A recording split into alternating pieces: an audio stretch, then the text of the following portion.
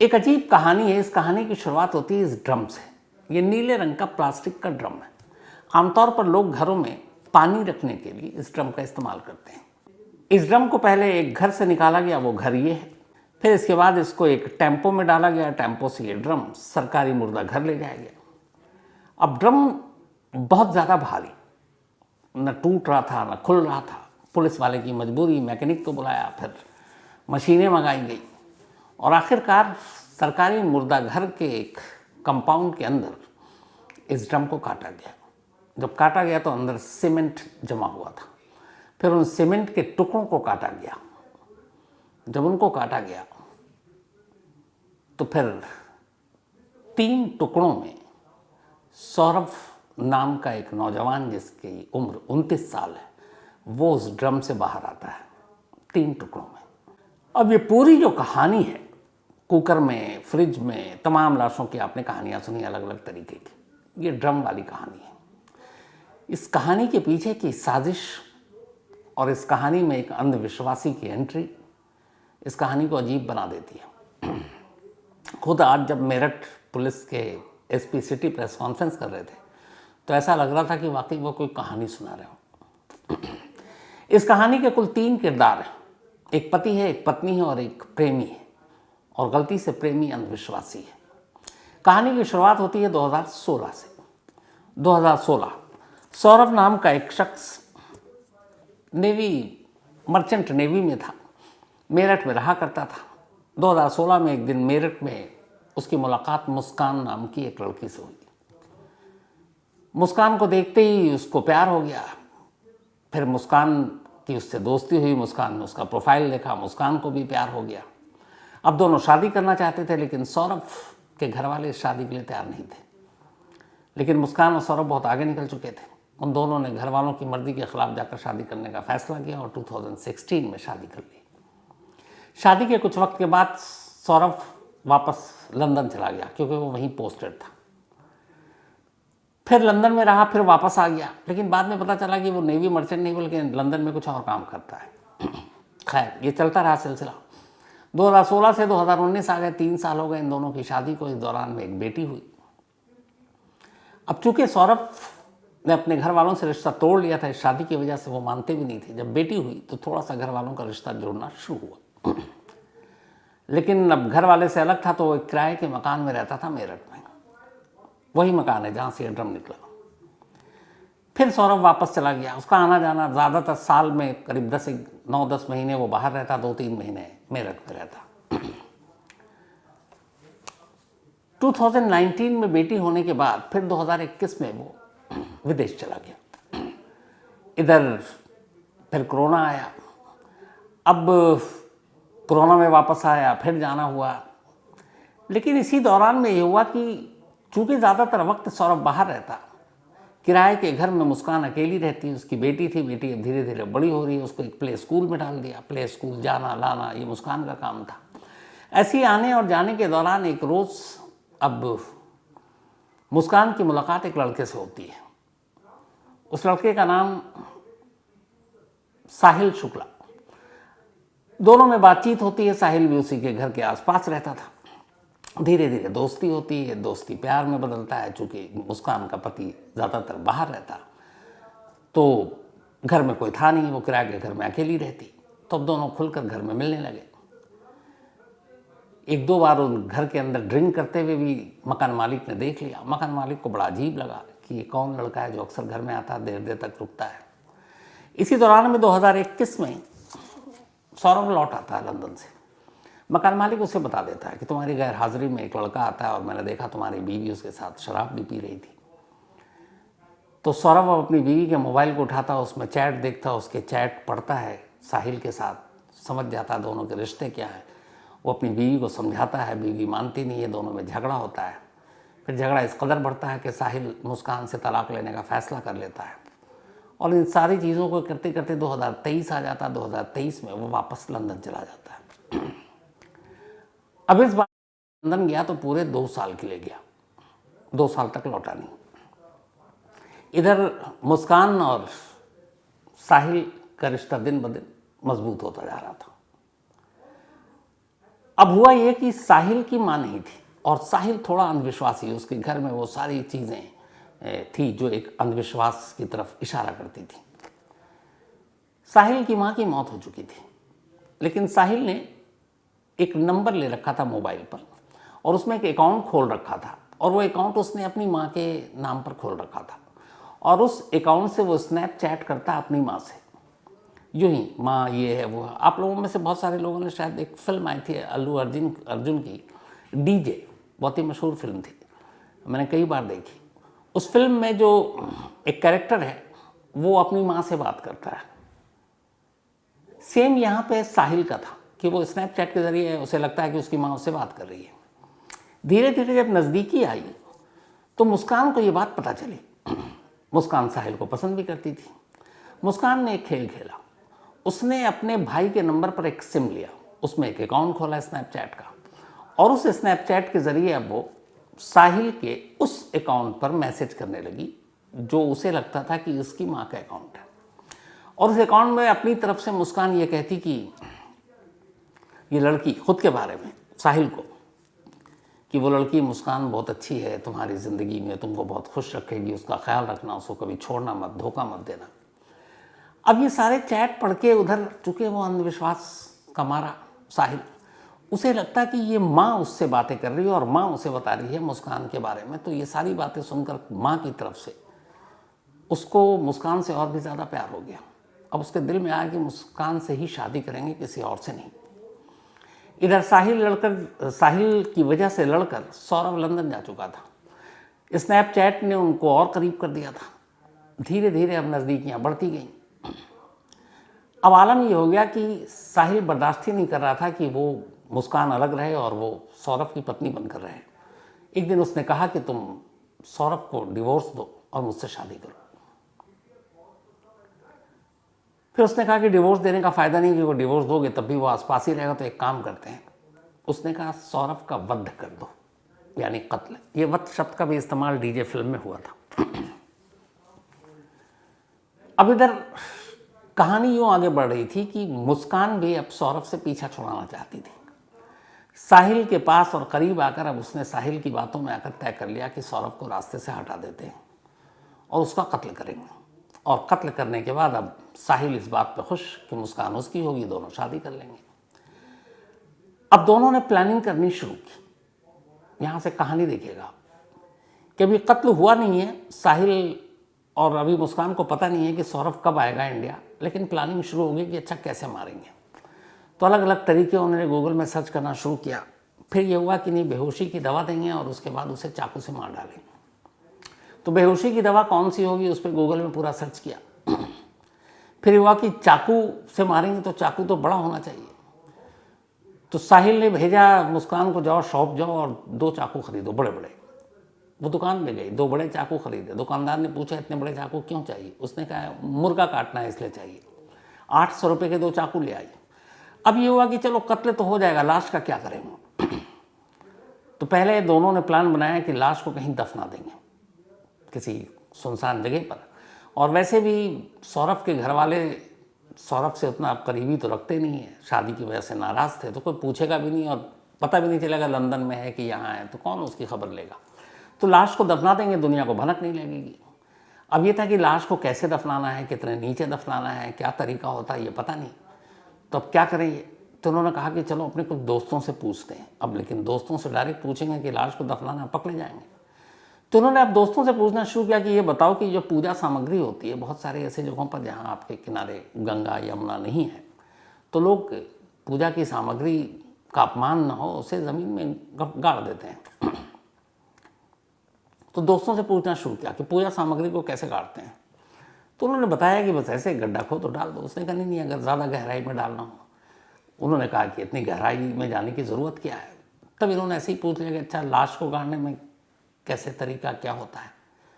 दोस्तों ने फ़ौरन भांप लिया। उन्होंने कहा तू पागल है क्या, इस तरह की बातें कर रहा है। फिर ये डर गए कि कहीं दोस्त खुलासा ना कर दें। इन्होंने लाश को दफनाने का आइडिया ड्रॉप कर दिया। और इसी के बाद एक नया आइडिया आया कि क्यों ना एक ड्रम खरीदते हैं, ड्रम में लाश के टुकड़े डालते हैं और उसके बाद सीमेंट का घोल डाल देंगे, ड्रम पैक, कभी पता ही नहीं चलेगा। तय हो गया। अब सब कुछ तय हो गया, चाकू खरीद कर ले आए, अब सौरभ का इंतज़ार। 25 फरवरी को मुस्कान का जन्मदिन होता है। तमाम लड़ाइयों के बावजूद सौरभ मुस्कान से प्यार करता था, तो अपनी बीवी के जन्मदिन पर ख़ास लंदन से वो मेरठ आया और उसने मुस्कान को बताया कि मैं 24 फरवरी को पहुंच रहा हूँ। 25 को जन्मदिन था, साथ मनाएंगे पति पत्नी और बेटी। तो ये बात मुस्कान ने साहिल को बताई कि 24 फरवरी को वो आ रहा है। दोनों ने तय कर लिया कि ऐन मुस्कान के बर्थडे के दिन यानी 25 फेब 25 फरवरी को ही सौरभ को मार डालेंगे।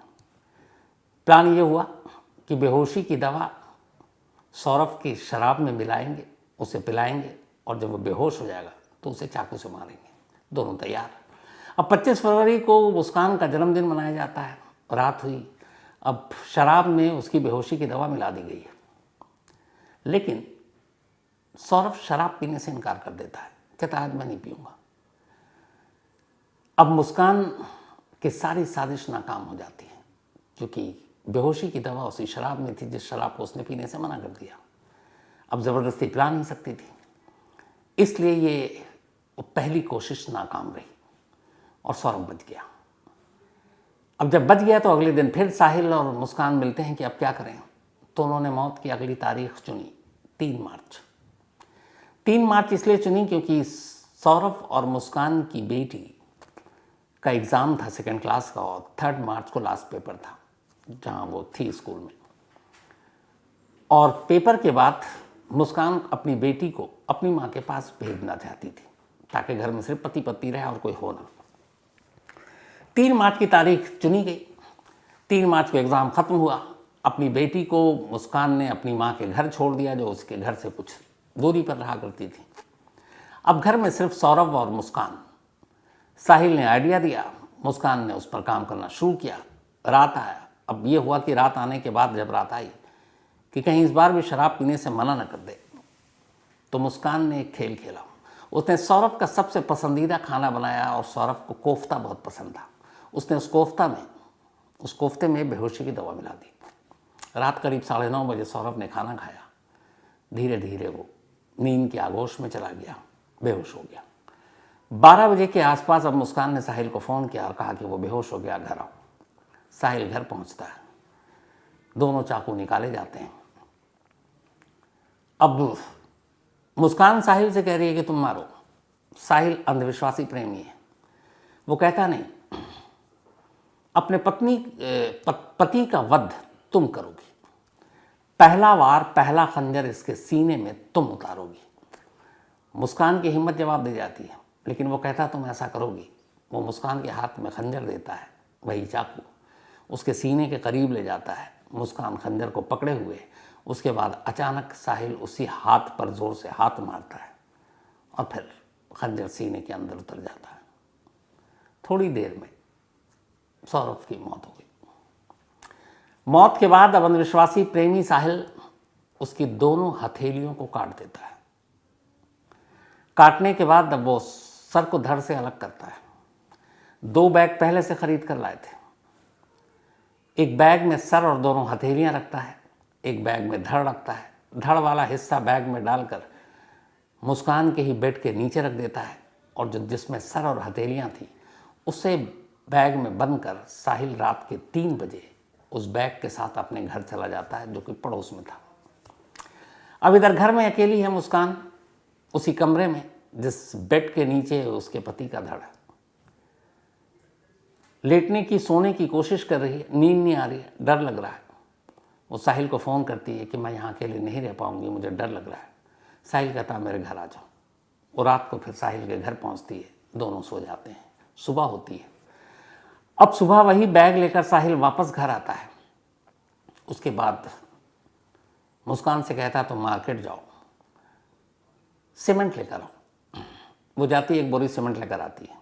कहता है एक बोरी से कुछ नहीं होगा, और लो। फिर वो दोबारा जाती है और सीमेंट लाती है। इसके बाद ड्रम पहले से ही घर में लेकर रखा हुआ था, उस ड्रम को लिटाते हैं। उसके अंदर जिस्म के 3 टुकड़े थे, सर, धड़ और दोनों हथेलियाँ, उसको डालते हैं। सीमेंट की बोरी पलटते हैं, उसमें पानी डालते हैं और पूरा ड्रम जो है वो फुल कर देते हैं सीमेंट और पानी से और साथ में लाश। इसका ढक्कन बंद कर देते हैं, ड्रम को उसी कमरे में छोड़ देते हैं। फिर ब्लैंकेट से वो ब्लीच का ऑर्डर करते हैं करीब 10 किलो का, वो मंगाते हैं, पूरे घर की सफाई करते हैं। पहला जो साजिश का हिस्सा था वो यहाँ ख़त्म हो जाता है। अब इसके आगे की प्लानिंग भी पहले से थी। ये सब करने के बाद अब शाम हो गई 4 मार्च की। 4 मार्च को दोनों एक कैब बुक करते हैं और उस कैब में बैठकर वहाँ से शिमला के लिए निकल जाते हैं। मुस्कान को मालूम था कि उसके सौरभ के घर वालों को पता है कि वो लंदन से आया हुआ है, तो सौरभ और वो शिमला घूमने चले गए हैं, क्योंकि वो बहुत दिन बाद 2 साल के बाद आया था वो इस बार। सौरभ के कत्ल के बाद उसका मोबाइल अब मुस्कान के कब्जे में था, तो साहिल के साथ कैब पर निकलती है और सौरभ के मोबाइल से सौरभ के भाई और बहन को मैसेज करती है कि मैं और मुस्कान शिमला जा रहे हैं घूमने, वहाँ से मनाली जाएंगे और वहाँ से कसौल जाएंगे। उधर से भाई बहन के रिप्लाई भी आ रहे हैं। अब ये दोनों वहाँ से चले जाते हैं शिमला, फिर वहाँ से आते हैं मनाली, फिर जाते हैं कसौल, और इस बीच में होली आ गई। तो बहन और भाई पूछ रहा है, मोबाइल तो उठाना नहीं था क्योंकि आवाज़ से पकड़ी जाती, क्योंकि फ़ोन था मुस्कान के पास, तो सिर्फ मैसेज पर रिप्लाई कर रही थी। तो पूछा गया होली में आओगे? उसने कहा नहीं, हम यहाँ घूम रहे हैं, होली में नहीं आ पाएंगे। जबकि बड़ा अटपटा लगा कि होली में क्यों नहीं आ रहे, 2 साल बाद तो देश आया था। तो वो सौरभ के मोबाइल से सबको मैसेज करती रही, रिप्लाई करती रही, बताती रही हम सब ठीक हैं, अभी यहाँ घूम रहे हैं, अभी यहाँ घूम रहे हैं। 14 दिन बीत गए, 18 मार्च की तारीख आ गई। कुल 84,000 रुपये थे जो मुस्कान घर से लेकर निकली थी, कुछ पैसे साहिल के पास थे, वो सब खत्म हो गए। अब उसे पता था कि सौरभ के अकाउंट में 6 लाख रुपए हैं, लेकिन उसके अकाउंट से पैसा निकालने में उससे मुश्किल हो रही थी, पता ही नहीं था कैसे निकालें। 18 मार्च को उसने अपनी माँ को फ़ोन किया मुस्कान ने। उसने कहा कि माँ ये बताओ कि सौरभ के अकाउंट से पैसे निकालने हैं, कैसे निकालें? माँ चौंकी। उसने कहा कि जब सौरभ तेरे साथ है, तुम लोग शिमला मनाली साथ घूम रहे हो, तो पैसा निकालने का तरीका मुझसे क्यों पूछ रही हो? तुम्हें पैसे की ज़रूरत क्या है? वो तो सौरभ से मांग लो, सौरभ से पूछो कैसे निकालना है। तब मुस्कान के मुंह से निकल गया कि सौरभ तो है नहीं, वो तो मर चुका है। माँ घबरा गई। ये बात वो छुपा सकती थी, लेकिन उसे लगा कुछ गड़बड़ है, क्योंकि होली पर भी नहीं आई, बेटी यहाँ छोड़ कर गई हुई है। और पहले रिश्ते के बारे में और डिवोर्स के बारे में भी उन्हें मालूम था कि ये गड़बड़ चल रहा है। तो माँ बाप पुलिस स्टेशन पहुँच गए, मुस्कान के अपने, और जाकर कहा कि ऐसी ऐसी बात है और मेरी बेटी ने ये बताया, और वो 14 दिनों से घर पर भी नहीं है। इस दौरान में पैसे थे नहीं। इत्तेफाक से 18 मार्च को ही मुस्कान साहिल के साथ घर लौट आई। इधर घर लौटती है, उधर पुलिस आती है, घर के अंदर दाखिल होती है। घर के अंदर एक ड्रम था, ड्रम इतना भारी कि पुलिस को शक होता है। तब तक ये सारी बातें सुनकर सौरभ का भाई भी वहाँ पहुँच चुका था। इन दोनों से पूछताछ होती है, ड्रम को तोड़ने की कोशिश होती, खोलने की कोशिश होती, नाकाम होते हैं। फिर पुलिस वाले टेम्पो बुलाते हैं, उसमें ड्रम को रखते हैं और मुर्दा घर ले जाते हैं पोस्टमार्टम के लिए, ताकि पहले ड्रम खुले। फिर मैकेनिक को बुलाते हैं, मैकेनिक ड्रम को काटता है, फिर पत्थरों को तोड़ता है, क्योंकि वो सीमेंट के घोल से बिल्कुल सख्त हो चुका था। और फिर अंदर से लाश के टुकड़े मिलते हैं, 2 हथेलियाँ, एक सर और एक धड़, दोनों पैर। जब ये सारी चीज़ें सामने आ गई तो फिर मुस्कान ने और साहिल ने अपना जुर्म कबूल कर लिया। साहिल का ये कहना था कि उसने ये सब कुछ इसलिए किया क्योंकि मुस्कान को वो पसंद करता था और मुस्कान को उसकी माँ भी पसंद करती थी। वो माँ जो इस दुनिया में नहीं है, जो दिमागी तौर पे वो सोचता था बात करती है, और उसको भड़काने में उस मुस्कान का भी हाथ था, जो उसको चैट करके ये बताती थी माँ बनकर उसकी कि ये लड़की अच्छी है, तुम्हें खुश रखेगी। और वो अंधविश्वासी साहिल इन सारी चीज़ों में आ गया और उसे लगा कि बस ज़िंदगी यही है, इसी से शादी करेंगे। तो इसीलिए उसने सीधे सीधे कहा कि वध करोगे, और वहमी था, अंधविश्वासी था।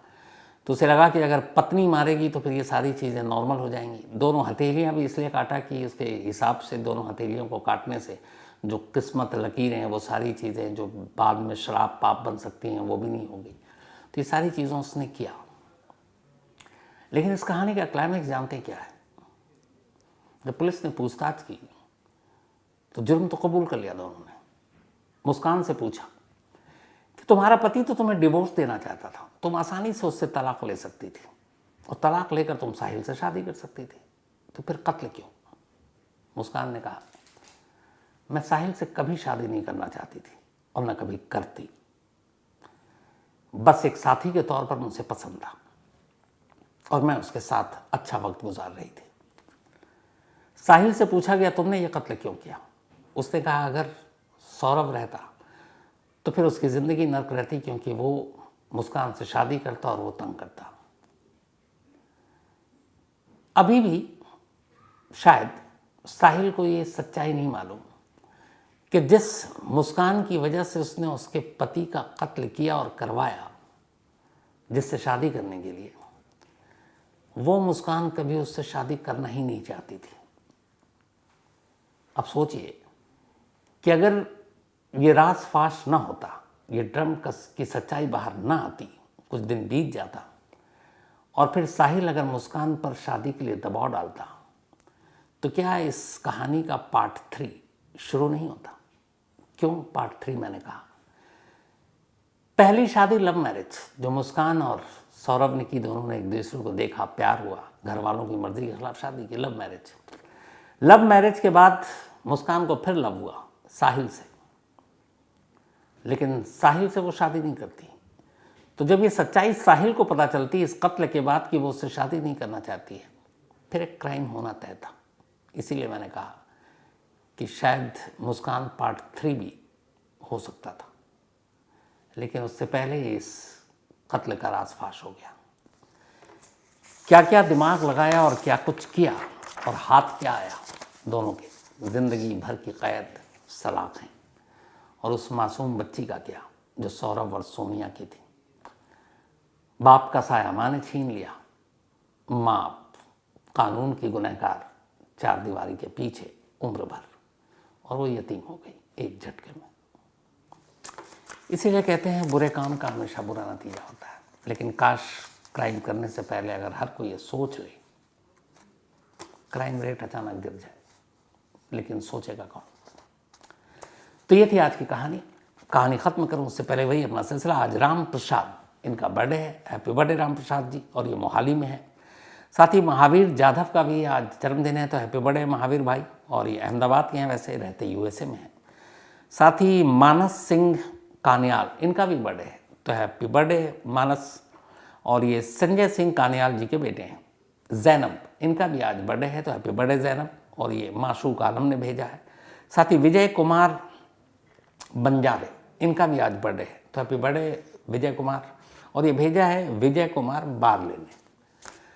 तो कहानी में आज इतनी ही। अब आपसे मुलाकात होगी कल रात 9 बजे किसी नई कहानी के साथ। तब तक अपना और अपनों का ख्याल रखिएगा। Thank you very much.